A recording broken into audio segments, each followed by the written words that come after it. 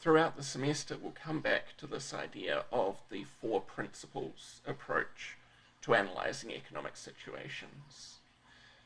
But as an idea of how that works, I've got here all of our four principles applied to this idea of demand.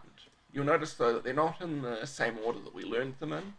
We start with the third one, the marginal principle. So we're thinking about how many things we want to buy at a particular price.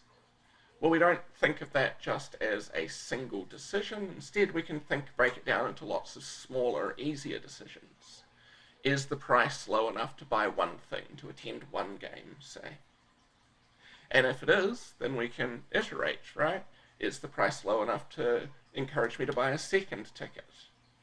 And keep on going like that.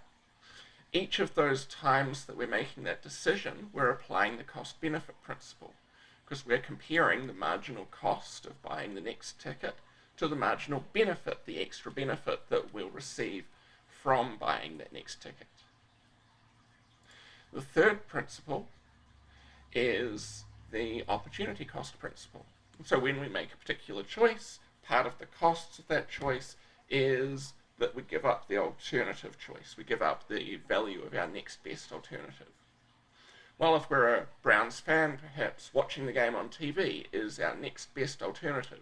And so the amount of pleasure that we would derive from that is part of the cost of going to see the game in person. Fourth, we have our interdependence principle. This is a little bit harder to describe for now, but what we'll see later in the lecture is there's lots of other things that this decision depends on and that this decision can impact.